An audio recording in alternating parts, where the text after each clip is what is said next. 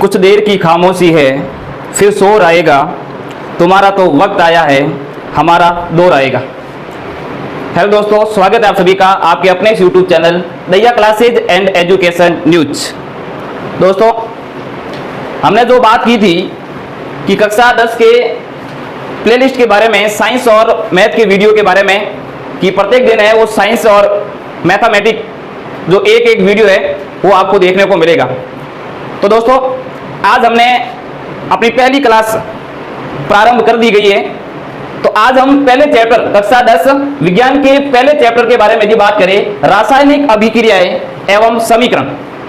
रासायनिक अभिक्रियाएं एवं समीकरण, केमिकल रिएक्शन एंड इक्वेशन। जी हाँ दोस्तों, केमिकल रिएक्शन एंड इक्वेशन। इसमें हम सबसे बेसिक से बेसिक कॉन्सेप्ट के बारे में जानेंगे।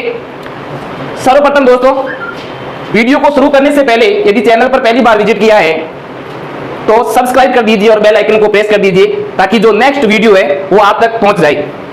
बात करते हैं दोस्तों, किसी पदार्थ की अवस्था बदलने के लिए, किसी पदार्थ की अवस्था बदलने के लिए दो भौतिक राशियों की आवश्यकताएं होती है। जी हाँ दोस्तों, किसी पदार्थ की अवस्था बदलने के लिए दो भौतिक राशियों की आवश्यकता होती है। और वो कौन कौन सी होती है दोस्तों? पहली ताप और दूसरा दाब।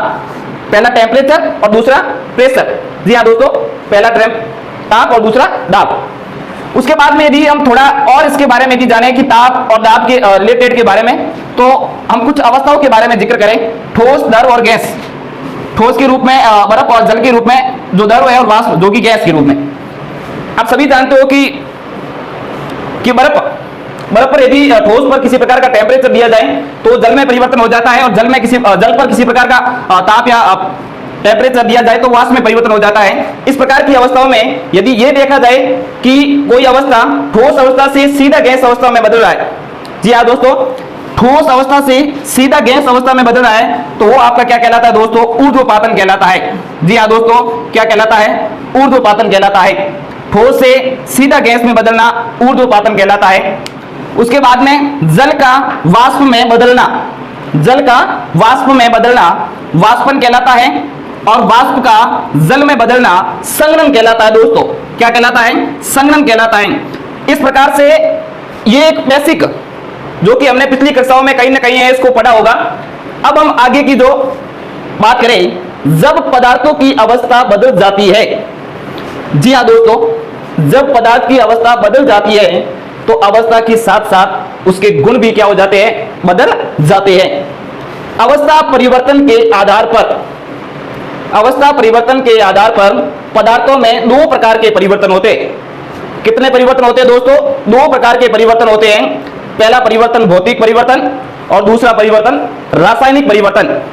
बात करते हैं पहले परिवर्तन के बारे में।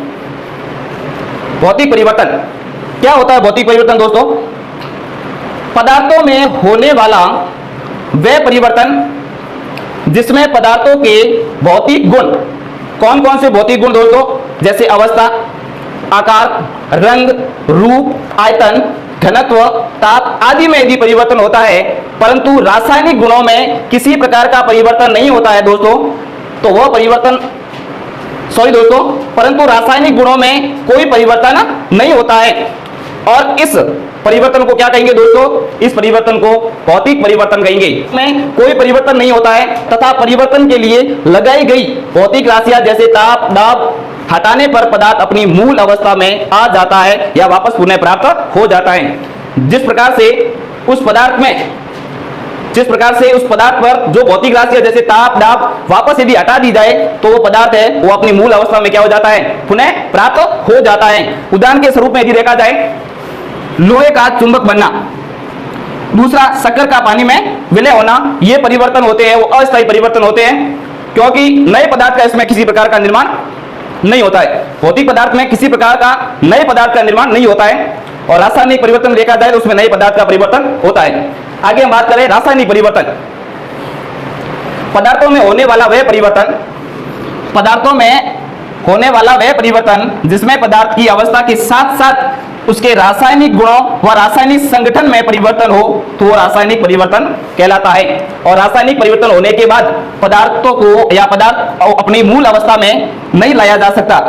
अब एक बार परिवर्तन हो जाने के बाद में उसको वापस अपनी मूल अवस्था में प्राप्त नहीं कर सकते दोस्तों, तो ये स्थायी परिवर्तन कहलाता है। क्योंकि जो भौतिक परिवर्तन है उसमें अस्थायी परिवर्तन होता है और ये एक स्थायी परिवर्तन है, पदार्थ को वापस अपनी मूल अवस्था हम प्राप्त नहीं कर सकते। जैसे कागज का जलना, दूध से दही बनना, ऐसे अनेकों उदाहरण है दोस्तों। तो उस प्रकार से ये जो टॉपिक है ये वेरी इंपॉर्टेंट है, क्योंकि छोटा सा जो क्वेश्चन है इससे रिलेटेड पूछा जा सकता है, क्योंकि एमसीक्यू क्वेश्चन होते हैं उससे रिलेटेड क्वेश्चन पूछे जा सकते हैं। फिर मिलेंगे एक नए वीडियो में, तब तक बने रहिए दैया क्लासेज एंड एजुकेशन न्यूज।